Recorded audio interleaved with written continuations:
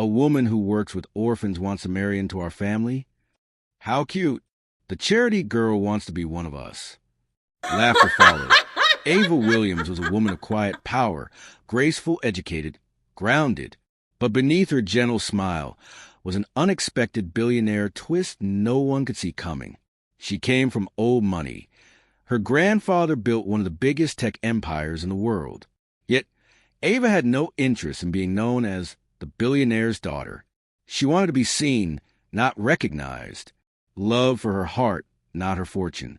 So she left the world of limousines and luxury, moved into a modest apartment, and started working in community outreach, helping underprivileged kids. That's where she met Daniel, a man with a heart of gold but empty pockets. Their love was simple, pure, a connection that had nothing to do with power or class, the kind of bond that makes a true inspirational love story. Daniel's family didn't share his heart. They came from privilege, but not grace. From a very first dinner, Ava felt their relationship betrayal story forming in cold smiles and cruel glances. Evelyn, Daniel's mother, looked her up and down and said softly, but not softly enough, "She seems ordinary." Claire, Daniel's sister, whispered to a cousin, "She's just here for family name. Watch." Every family event was another stage for humiliation. They mocked her modest clothes, questioned her background, and called her ambitious, in that condescending tone only the wealthy know. But Ava said nothing, because she knew something they didn't. That true power doesn't always make noise. 2 years later, Daniel proposed. It wasn't flashy, no diamond bigger than reason. Just a man on one knee, trembling with love. Ava said yes, and that yes ignited the storm. The family was outraged. Evelyn called it a mistake that will ruin our bloodline. Claire laughed and said, "Well, every emotional family drama needs a tragic chapter, right?" Still, the couple pressed on, believing love could silence hate. But the night of their engagement dinner proved them wrong. It was meant to be a celebration. Instead, it became the scene of Ava's deepest family humiliation revenge, though she didn't know it yet. Evelyn and Claire arrived uninvited. They made sure everyone in the restaurant heard their venom. A woman who works with orphans wants to marry into our family? How cute. The charity girl wants to be one of us. Laughter followed. Daniel defended her, but their words cut deep. Ava left quietly that night, tears burning her eyes. She could have ended it there. But instead, she smiled through the pain, because grace was her armor.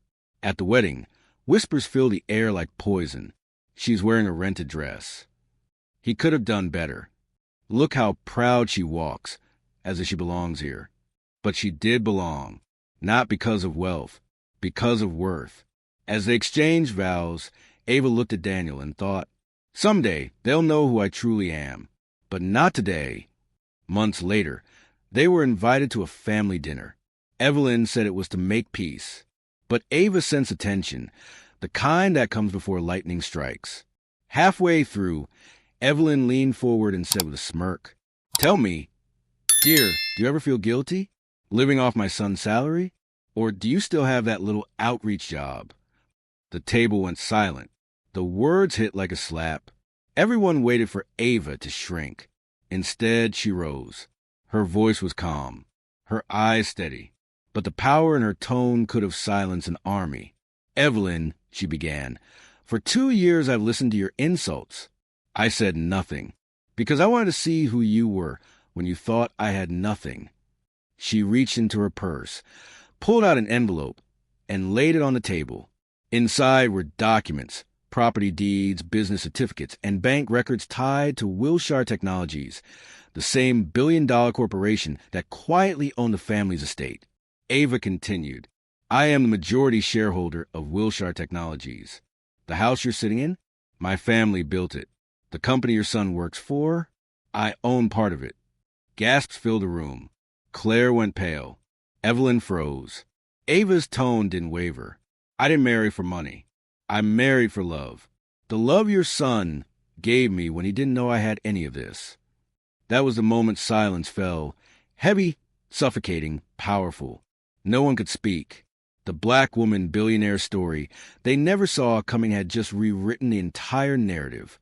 Daniel stood beside his wife, proud and speechless. He turned to his family and said quietly, "You all measured her worth by your ignorance, but she's richer in spirit and soul than any of us." Evelyn's lips trembled. Claire's tears slipped down silently. For the first time, there were no whispers, no laughter, no condescension, only respect and shame. Weeks later, Evelyn showed up at Ava's charity foundation, the same one she once mocked. She came not to talk, but to help. Ava accepted her quietly, no bitterness in her eyes, because forgiveness was her wealth. 2. The heartwarming redemption story had come full circle. Ava didn't just win their respect. She transformed them. Years later, when journalists discovered who Ava really was, the humble woman billionaire who lived like an ordinary wife, her story went viral. They called it the gold digger twist story that changed everything. But Ava didn't care about the headlines. She just smiled and said, "True wealth is not in what you own. It's in who you are when the world thinks you have nothing." That's the legacy she left. An emotional family drama turned inspirational love story that reminded everyone that class and kindness can't be bought, and silence can speak louder than revenge. Never underestimate a quiet woman, because sometimes the people you look down on are standing above you all along. If this story moved you, don't forget to share, and subscribe for more billionaire love stories, relationship betrayal stories, and inspirational love stories that touch the heart and remind us what true power looks like. Because at the end of the day, grace wins.